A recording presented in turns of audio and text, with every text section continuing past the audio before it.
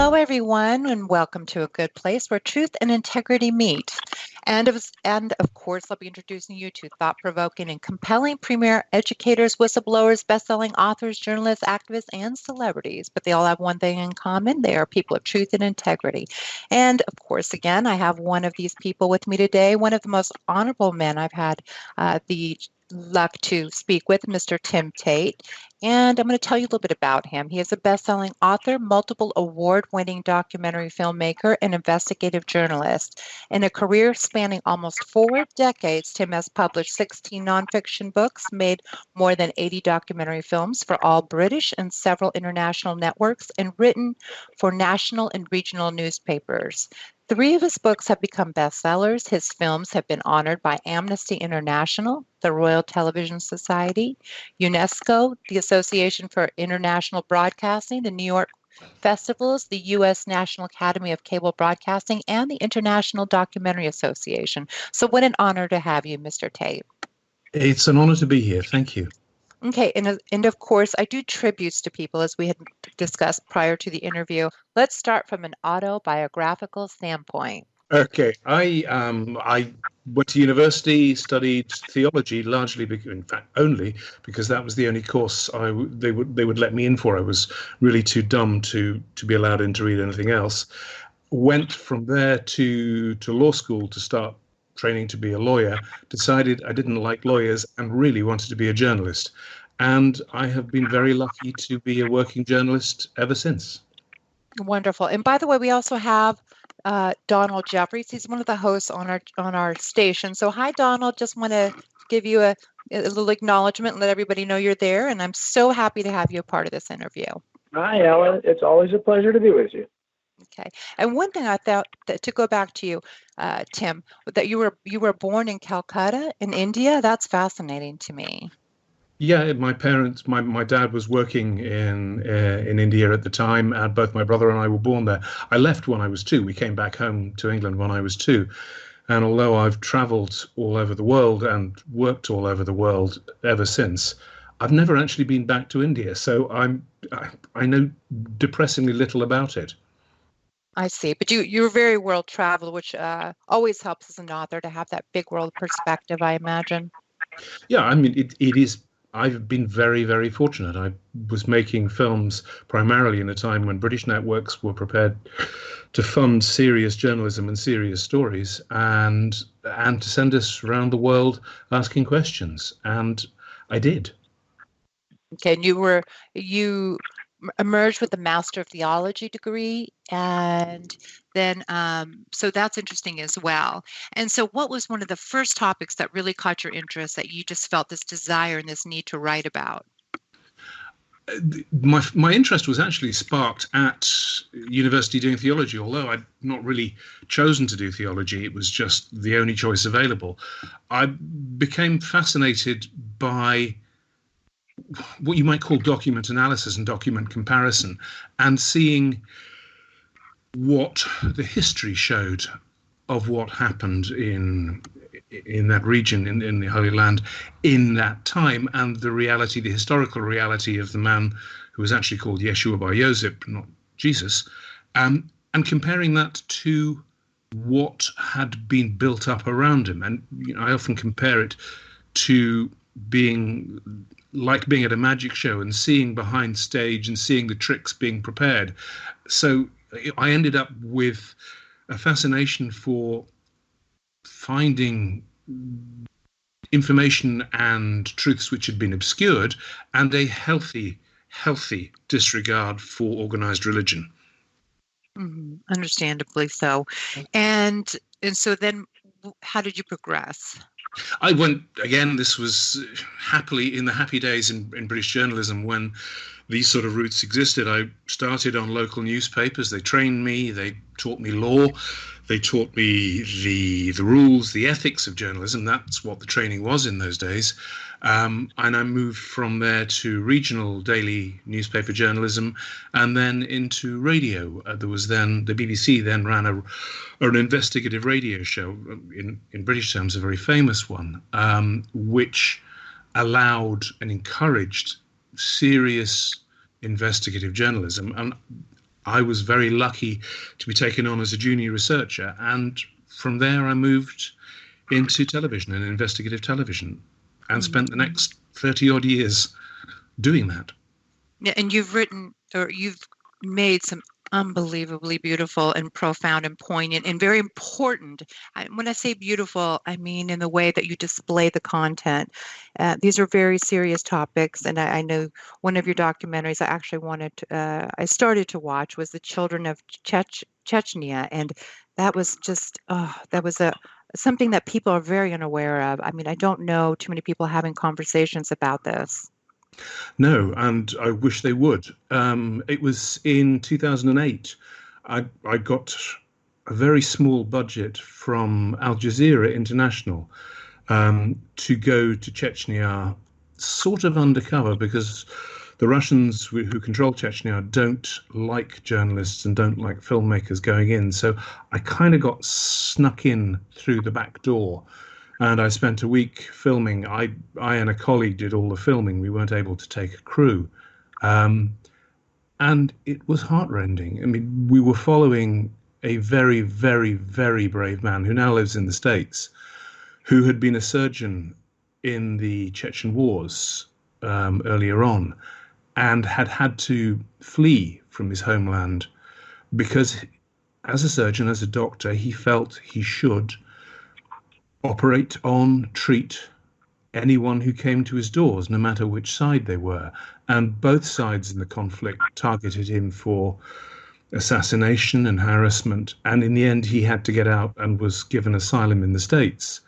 At the time when I hooked up with him, he'd just started to go back to Chechnya because the children there particularly suffer from the extraordinary stress of growing up in a long-running, brutal, vicious war, and also from which leads to birth defects, an enormous number of birth defects.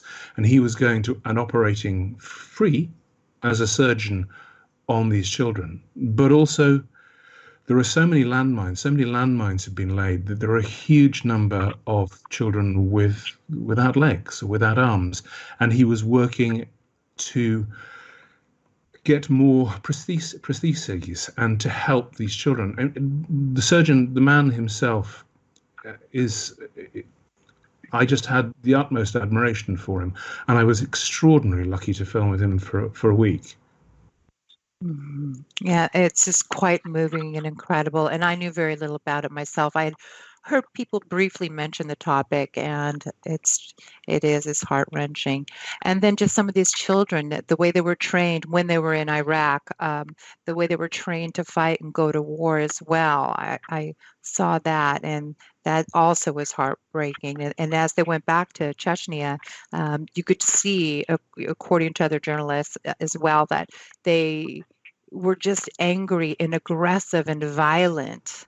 Yeah, I mean, Chechnya, I've been to some difficult places in my time, North Korea amongst them, but Chechnya is a tragic place. And because it's largely closed to Western media, it's very difficult. Hello?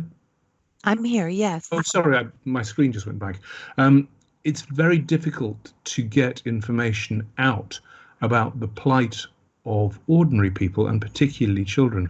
And that's why, hats off to Al Jazeera for funding me to do that. And I'm just very, very, very grateful to have made that film. I just wish more people could do this. Me too. And it is unfortunate because as everyone knows, and that's why my hats are off to the people who take the time to listen to these shows and listen to alternative media and mainstream media that seems to, people don't want to see it. They don't want to know the truth.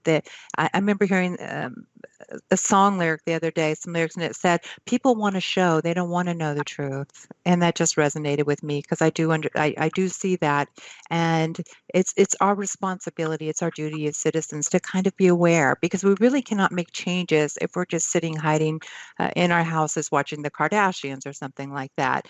I think it's all balance. I think people can find the balance, and there are things we can do about this, and we can provide assistance. We can have these topics of discussion and share them with people. We need concerned citizens, not ostriches in the world. Yeah, it's a drum I have banged for as long as I've been able to. My big worry is that in the West, I'm using that term loosely, in the States and certainly in the UK, as populaces, as citizenry, we're being infantilized. We're being fed what the Romans used to call bread and circuses, entertainment. And it's a way, whether intended or not, of distracting people from actually addressing the very real issues in the world. And I think that's terribly, terribly dangerous. Mm-hmm. Agreed. And then I know you wrote about child slave labor, China, with what's happening, the appalling prison slave labor going on there and around the world.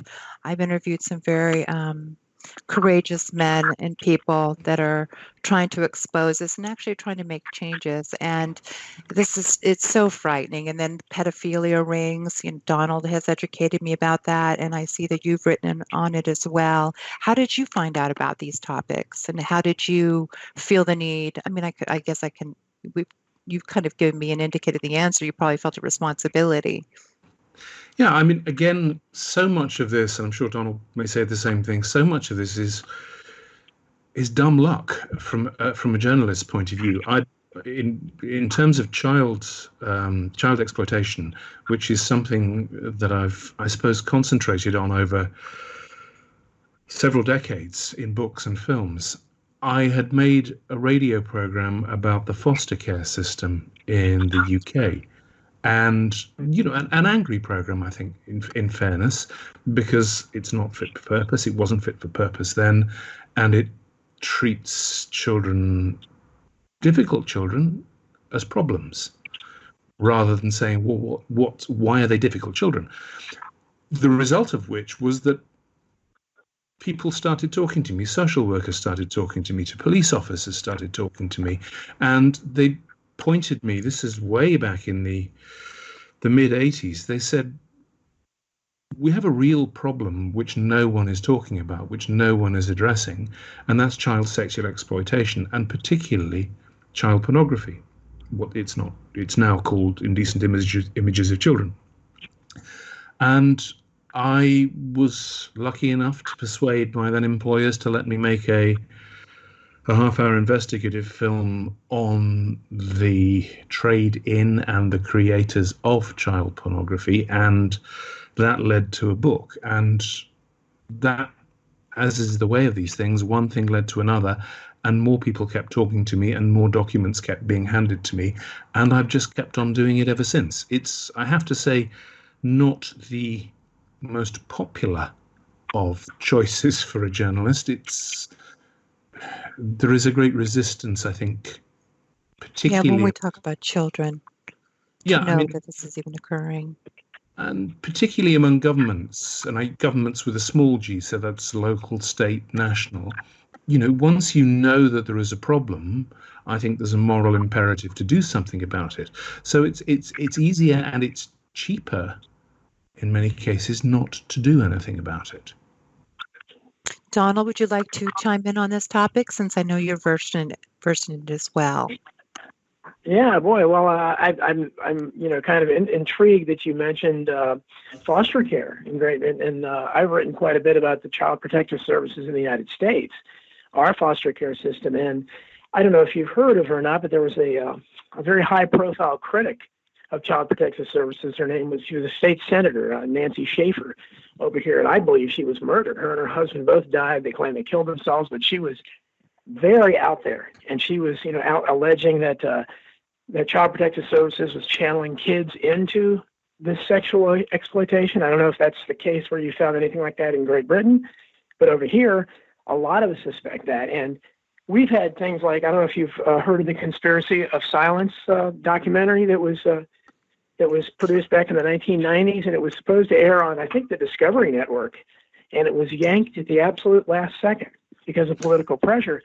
And it talked about, it interviewed actual children that were alleging people in high-ranking government and corporate leaders in Nebraska and the Midwest were using children for sex. And they ended up, a couple of the kids died very mysteriously. This happens way too often in these cases, but you can still see that, or maybe you can't now because YouTube is censoring so much now, but you used to be able to find it online. It's very poor video quality, the only copy that they were able to say, but the audio is fine. And it's just consider that this was going to air on a network, and political pressure yanked it at the last second. I don't think it's any accident. You mentioned Al Jazeera, and I think people that write the kind of stuff that we do, especially when I write some very controversial things, and the only network over here that I could possibly get on, I've been on RT, Russia Today, a few times, but no other network will touch this kind of material. So my hat's off to you, doing what you're doing here, but it's a huge, and you indicated that governments and people don't want to go there. People don't want to hear about this because they don't want to face the fact that the powerful people are doing, are raping children and exploiting them like this, because you can't think of a more horrible crime. So they just don't want to go there because they don't want to face it, because then what is that? As you peel the onion back, you know how far this rabbit hole goes. For full disclosure, Conspiracy of Silence was actually my film. I was the producer of it. Oh, you're kidding! Oh wow, geez. I'm depressingly familiar with what happened to it. Okay, I guess you are. Yeah, and I have to say I don't know why Discovery Channel pulled it. You're absolutely right. It was in the listings. It was scheduled for broadcast. What they told us, and here, this is a direct quote, was, quotes, "We seem to have gotten into an investigative area which is inconsistent with the Discovery mission statement," end quotes. Now, that's the only explanation we were ever given. We made the film for my then employers, which was a British television company, made their film. Discovery handed the film back to them on the sole condition, as I understand it, that Discovery was never to be associated publicly with the film. Why they did that, that's a question for Discovery. As the producer, what I can tell you is that I was responsible for clearing it with lawyers on both sides of the Atlantic. And British libel law is particularly difficult. It's much stricter than American libel law. I cleared it. It had a clean bill of health from both British and American libel lawyers. You know what I really think it comes down to? I also worked in television at a certain point when I was younger, and I became very interested and intrigued with producing and distribution. And you know what it is? It's just not entertaining enough. It's not. It's going to evoke emotion, and I'm telling you, they'll do Bigfoot and UFOs and travel. They keep it lighter.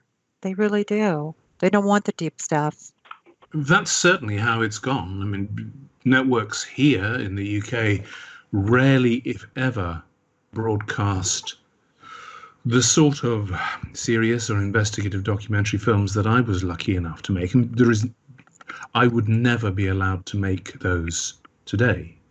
And although I'm not as familiar with the US market, I am a little familiar with it. And I see virtually nothing of any seriousness in documentary terms.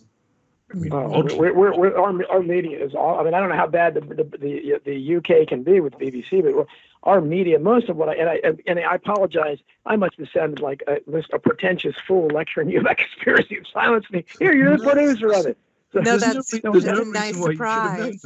Yeah. Yeah, that's wonderful. That I'm talking to somebody that produced that, so you're all too well aware of it. But our media is so bad here, and that's most of what I write is a critique in one way or another of mainstream media and how they don't do any investigative journalism whatsoever. And I think that's why Donald Trump has been was so successful in turning that phrase fake news back at them, because everybody can see how, absurd the media is, and their focus on fluffery and virtue signaling, and their reluctance to go after anybody really powerful about especially these darker things like child sex trafficking. I mean, they would never go there, because what does that say about, and especially if you're uncovering people at the top, people like that Epstein, the guy that has a Lolita Island, who had a Have you heard guest about list, that, Tim? It's Yeah. Oh, disgusting. yes.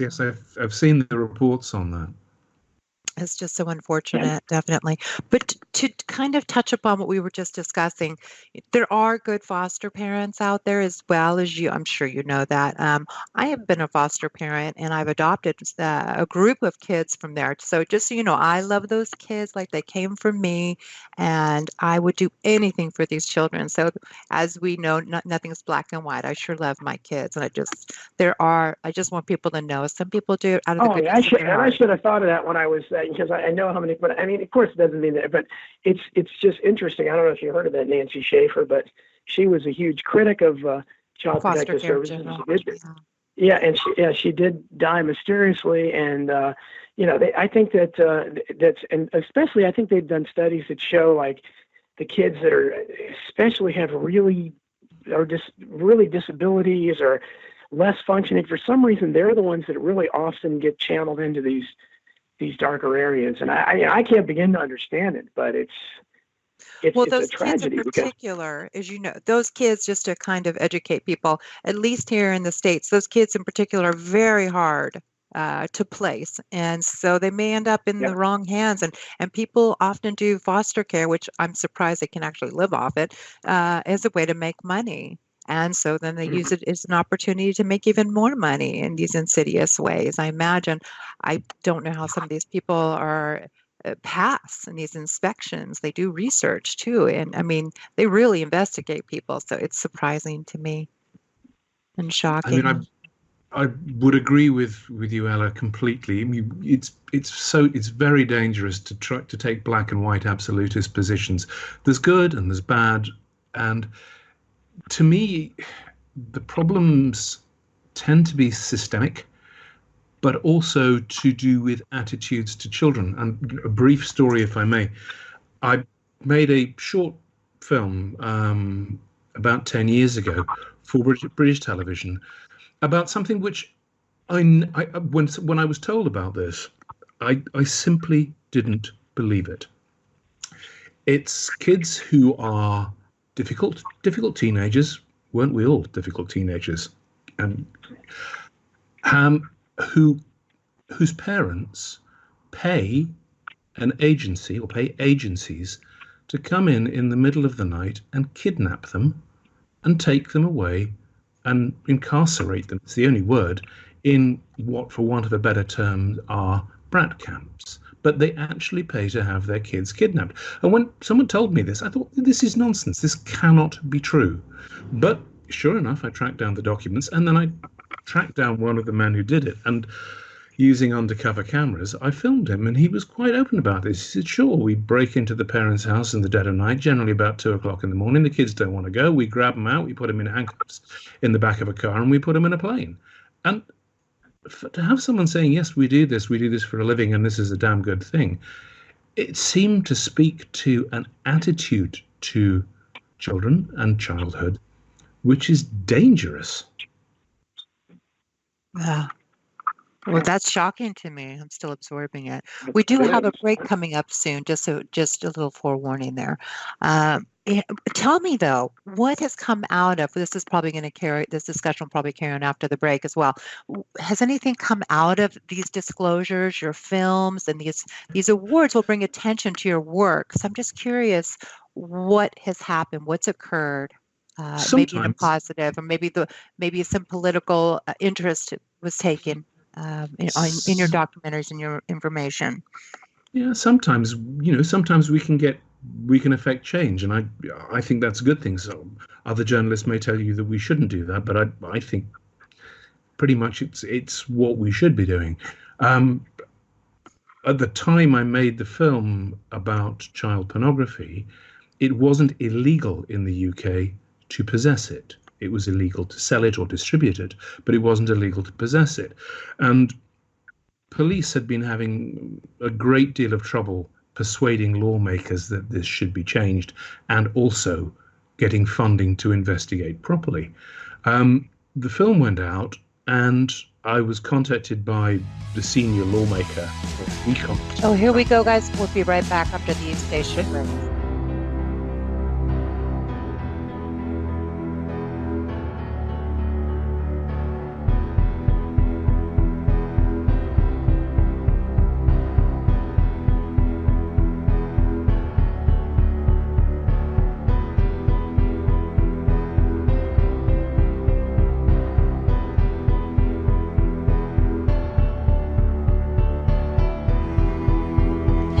Welcome back, everybody. I'm here with best-selling author and filmmaker, Mr. Tim Tate, and another best-selling author, a dear friend of mine, Mr. Donald Jeffries. So before the break, we were discussing journalism and how a journalist can affect change, and we were discussing some of his recent work, or some of the work he did. So I'm just going to turn it back to you and pick up where we left off. Okay, well, it was fortunate. We managed to get a change in the law. We managed to get the lawmakers in Parliament here to pass a law which made it illegal for the first time to possess child pornography, which strikes me as an obvious thing to do, but had been resisted for decades in this country. And that we did it simply because the leading lawmaker, the man who controlled the committee, came into the studios, and we sat him down, and I said, this is what it looks like. And I played him some of the material that we had obtained during the research process. It took 10, 15 seconds. He said, switch it off, we'll pass the law. So we can affect change. And, I think it's right that we do so. Mm-hmm. Agreed. I do hear some people, other journalists saying, well, we just give information and that's what we do and it's up to them. But it is important, I think, to affect change. That's why we do this, especially people like us. Yeah, I think there's a difference between being a reporter and being a journalist. And there's nothing wrong with either. If you're a reporter, you report. You go out, you report on the Democratic primaries or what Trump has said today or what's happened in Parliament about Brexit. That's fine. That's reporting. That's standard, and it's an important function of any democracy, I think. I think journalists have a slightly different brief. Our job is to stand back and say, we need to find the evidence. We need to find the documents. We need to find the testimony. We need to test this, and we need to hold power to account. And, that's what I think investigative journalists should do. And frankly, I think all journalists should really be investigative. Mm-hmm. Agreed. And so I guess let's go into a topic that is kind of near and dear to both of you. Donald, you have written very successful books on JFK, the assassination of JFK. And I know you, sir, have written a book as well on his brother. So I'm going to go ahead and turn it over to you guys to have this discussion. Over to you, Don. Well, great. I would just like to ask. I had not heard of your book, which is kind of surprising that I haven't. Especially because there haven't, as you noted, there has not been anywhere near the number of books written about the RFK assassination, and I've written about that some as well. But I'd like to hear what I'm assuming you're coming at it from the take that there was more than one shooter. Which I think the evidence shows. But tell us how that book came about and what your research into that just briefly showed. It's been a 30-odd year trek to get this book out. I first came across the story in the mid-'80s. I was in Washington, D.C., and I was working on a film which didn't happen about the CIA, and I met an old CIA contract agent who didn't want to talk to me about what I wanted to talk about, but all he wanted to talk about was the manuscript he'd written about the Robert Kennedy assassination. And I knew nothing about it at that point, for the very real reason that all the files were still under lock and key. They were suppressed for 20 years from the date of the assassination. So this guy gave me, taxied his manuscript round to me and said, would I look at it? it was terrible. The manuscript was terrible, and the conspiracy theory it outlined was bonkers. But he had got hold of the fundamental elements of the assassination, the physics, if you like, which showed that the official version of Sirhan as a lone gunman is simply physically, scientifically impossible.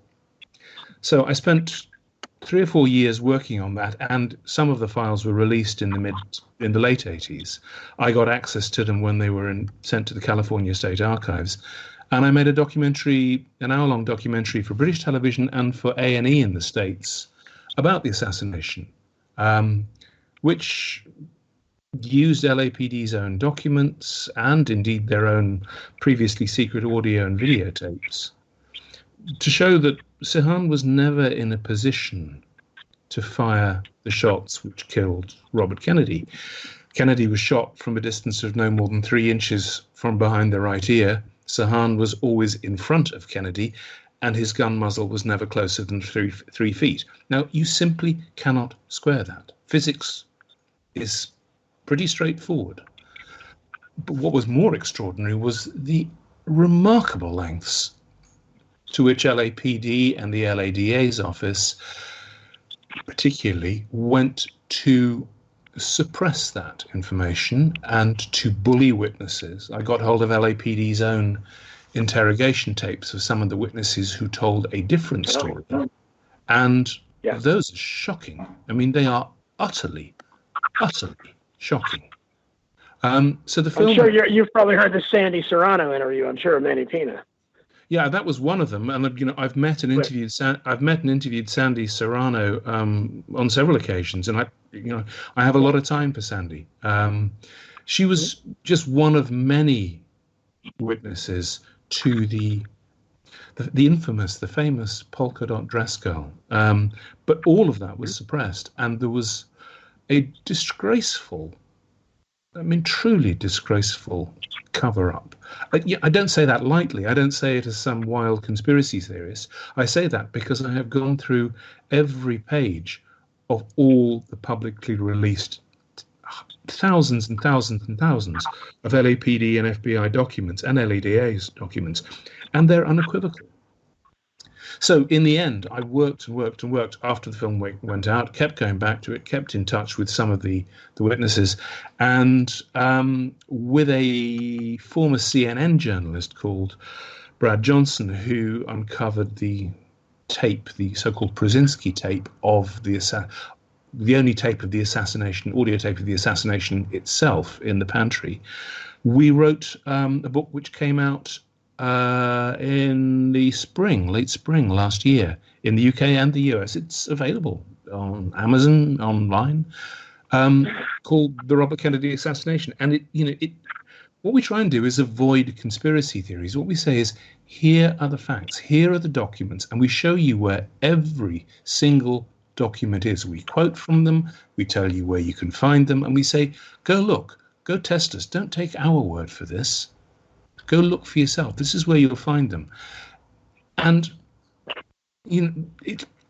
it's really brutally simple. Sirhan did not and could not have shoot Kennedy. That tells you one thing: somebody else did. Yeah, well, you're taking the exact right take. That's what I get called a conspiracy theorist among other things all the time. And I said, look, I'm not theorizing here, but most of the time when I'm writing about these events, whether it's JFK, RFK, anything, I'm showing you the flaws in the official story, or in the case of many of them, like RFK, where the official story is impossible. There are too many bullets, too many wounds. Sirhan wasn't in the right position to shoot the fatal shot. These are not theories, but people somehow they just lump you in with conspiracy. Because I'm not saying who did it. Like they always have the second gun, the guy that worked for the security company that was there. That I don't know who else was shooting, but I know that official story is wrong, and there had to be more than one person. So start from there. And we know that the LAPD never conducted a real investigation, just like there's never been an honest investigation in the JFK assassination. They always were compromised. And that's a reluctance. I don't know if it's that way in the UK, But in America, we have a real reluctance to independently investigate anything. And of course, that leads to people who are already cynical about things that just naturally think everything's a conspiracy, because the people that are in charge always act like conspirators. Their first instinct is to cover up or distort, so they act like they're hiding something. So, of course, the natural speculation is they are hiding something. Yeah, I mean, I tend, and I do this gently, to try and draw a distinction between conspiracies and conspiracy theories. Conspiracies exist. 9/11 was a conspiracy. It was a conspiracy by people to fly planes into the Twin Towers. A conspiracy is merely one or more than one person getting together and say, let's do something illegal. The conspiracies do exist. Watergate was a conspiracy. Conspiracy theories, I think, are a problem if by them we mean free-floating, evidence-free speculation. And hypothesis, yes. Yeah, hypothesis. We don't, and I make a point of, like you, saying, I don't know who shot Robert Kennedy, and any journalist who tells you he solved the case, and some do, are lying, because journalists don't solve criminal cases. Our job is to say, here is the evidence, here are the documents, the official documents which contradict the official story. Now, somebody please, LADA's office, the Attorney General, somebody please order a proper investigation. Mm-hmm. Right, and one of the presidential candidates. See, Ella, that's why I look at all these things. They all have connections. One of our presidential candidates, one of our 8 million presidential candidates going up against Trump, Kamala Harris, has a history of that. Kamala Harris, most people don't know about that. During her time in California as Attorney General, did everything she could to stop the truth from coming out about the RFK assassination. She wouldn't give Sirhan hearings and so forth. So these people are all, from someone like me, I look at this, I know a lot of the history of a lot of these people. So that's just a curious thing. I don't know. I didn't know if Ella knew that. I don't know. No, because I'm a Kamala fan. I'm a huge Kamala fan. Unfortunately, she has a history in that area. One of the gazillions of documents which sit in my files on Robert Kennedy is Kamala Harris's affidavit, her submission to the Sirhan, one of the Sirhan parole hearings, and it is horribly misleading. It cites some really poor, and I put this in quotes, journalism by people who frankly should know better or shouldn't be listened to. It's really, really surprising that an Attorney General for the state of California would cite this unsourced anti-conspiracy theory in a legal brief. I think it's just wrong. Well, that's two of you telling me the same thing. So, and two trusted people, I may have to change my opinion now. I have no other opinion on Ms. Harris, I would stress. Yeah. Go for Tulsi. Tulsi Gabbard's much better. I'm still a Bernie person. I still have, I've gone because of my issues with the healthcare system. But anyways, so I know that you have a book that will be coming out, I believe, tomorrow here in America. It's already been released in the UK. It's called Hitler's Secret Army. Will you tell us a little bit about that? We still have like about 15 minutes. I'd like to focus on that. It's out in the US on Tuesday. Comes out. Pegasus publishing it, and I have to say they've done a terrific job. It looks fantastic. It's a big-ish book, simply in terms of size. It tells the story of literally hundreds of British men and women who, during World War II and during some of the darkest days of World War II, committed espionage, sabotage, and worked on behalf of the Third Reich to try and bring about a German victory in the Second World War. And many of them were parliamentarians, they were aristocrats, and there were three particular things which shocked me. Much of what I found shocked me, but three particular things shocked me, and these were plots for a coup d'etat, for fascist coup d'etat, in which British fascists would come out onto the streets armed and overthrow the British government in 1940, just at the point when Britain was expecting to be invaded, and they would do so just as soon as the German army crossed the Channel. And again, this sounds like the plot of a novel, doesn't it? It sounds like, well, this can't possibly be true.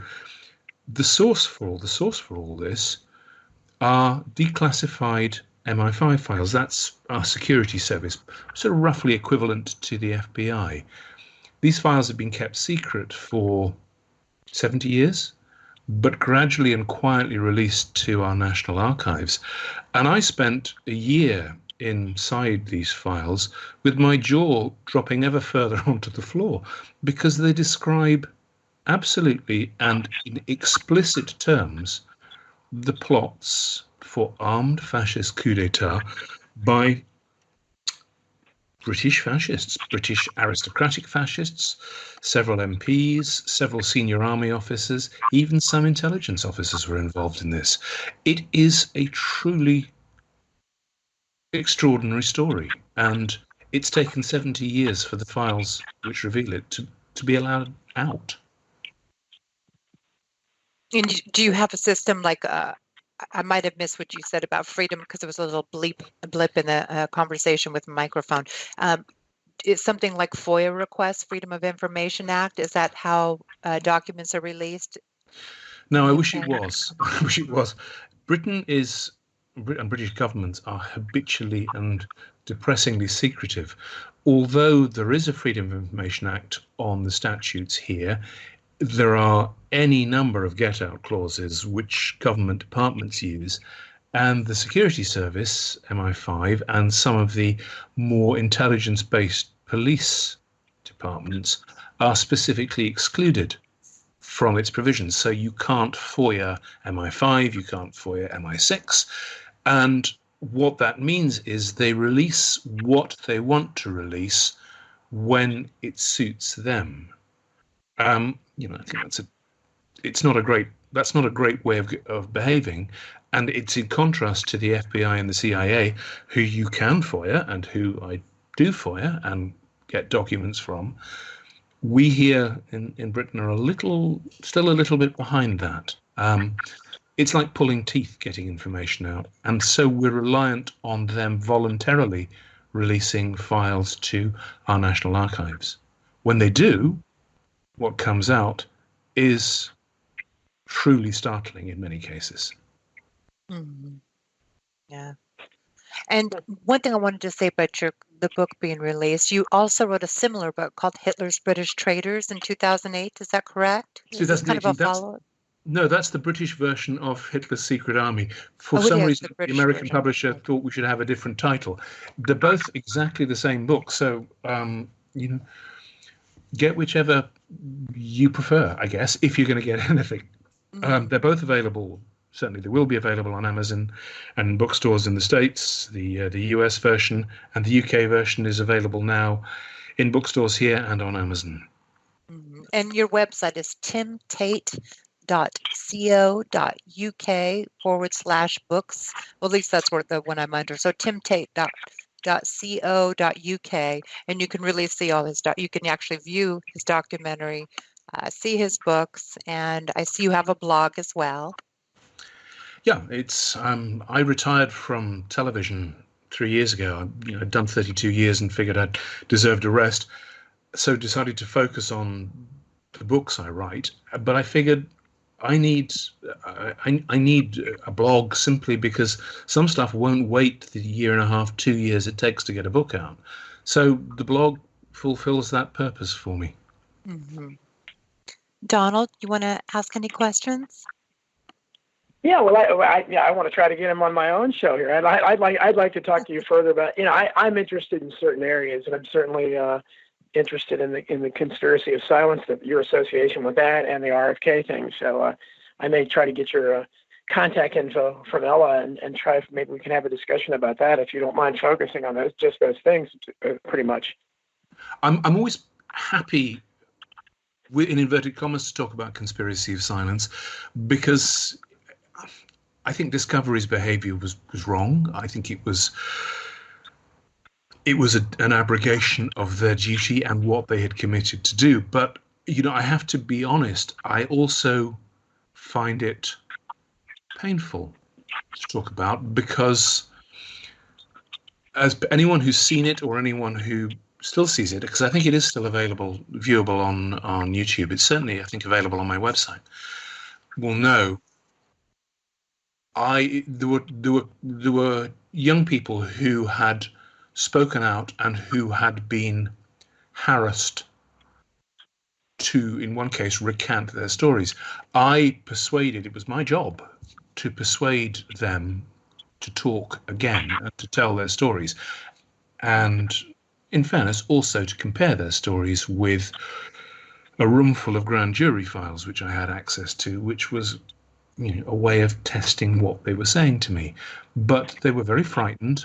And one young man in particular, who had been one of the key witnesses, took a lot of persuading. And I persuaded him that he would be safe if he talked, because there was no mileage in anyone harassing him or attacking him once the documentary aired. It didn't air. He disappeared, and 6 months later he ended up dead. Now, in fairness, he had a fairly serious drug habit at the time, but I have to say I still blame myself to a degree for persuading him to talk. Would he be alive today if I hadn't? I don't know the answer to that. So it's still raw, I have to say, for me. I'm so sorry to hear that. Well, don't feel sorry for me. Feel sorry for him and for the others. Yeah, I just feel, I know that you feel remorse or you have concerns about it, and it's so tough to say. They say that no one can be held responsible for a person's decision to end their life. And as you mentioned, there was drug addiction as well, and many drug addicts just can't seem to ever, depending on the type of drug, of course. But anyways, it's an unfortunate situation. It could be cathartic to some degree to discuss it. I often tell people that, but it is painful. You have to relive the whole experience. I just hope that somehow it becomes that, I don't know. I really think that here in America and even in the Western world, we need to have stations available to show documentaries like yourself. They need to be bold enough to do this. And there's so many political reasons, as we know, why they don't do it. But I mean, here in Hollywood, they really try to separate themselves from politics. So I know they try to make films touching upon the topics, but they really do need a channel that people can go to, like we have DirecTV here, and see these important films. Yeah, if you'll forgive me sounding like, I suppose, a socialist, which is not a happy word in the States, but is something I'm quite happy to own. The only way you're going to get this is regulation. You have to regulate the media. You used to. It was Reagan who changed that. And we certainly used to in this country, which is why British television channels, the BBC, the commercial channels, until a decade ago, were required by law to broadcast the sort of serious journalism and documentaries that I was able to make. You don't get that unless commercial companies, commercial networks, are forced to do so. They have no commercial reason to do so because it doesn't make them money. It's much cheaper to make Keeping Up with the Kardashians or Love Island or The Bachelor, and you get higher ratings. Well, that's great, and I think that should exist too, but it should be part of a mixed diet. No one ever stayed well by eating only fast food. You need your greens and your salads and some fruit in there too. And that's what investigative journalism and documentaries are. They're the roughage and the salad in your diet, and you need them. Mm-hmm. And just for facilitating change and bringing awareness, I really do believe, because I work on topics that are very difficult to get exposure with, and really, truly, it has the public can put pressure on governments. And so many things, child trafficking, human trafficking, those are things that people, that hurts people to even view, and it really can upset people enough to possibly put pressure on the government here in the States with what happened in the border with Trump. With all these children, seeing kids crying, as wanting to see their parents, that affected people. Women and people were outraged, and it did create a change. Trump did change his opinion on that. So that's why I believe in the public in order to facilitate change and affect change.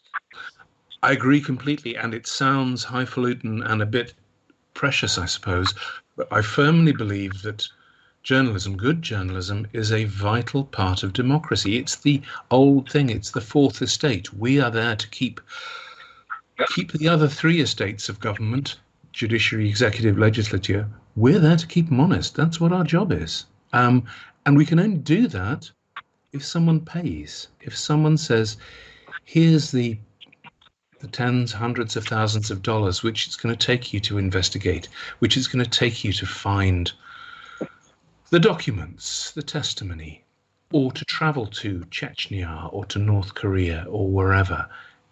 We just have a few more seconds, but gosh, I really wish we could continue this conversation. Maybe in the future you'd be willing to come back. It's been such an honor to interview you, and thank you for your great work that you're doing and in your mission and your causes. And so again, everybody, you can go timtate.co.uk. and you'll be able to find his books, his films. And Donald, please give your website where people can get your books. DonaldJeffries.wordpress.com.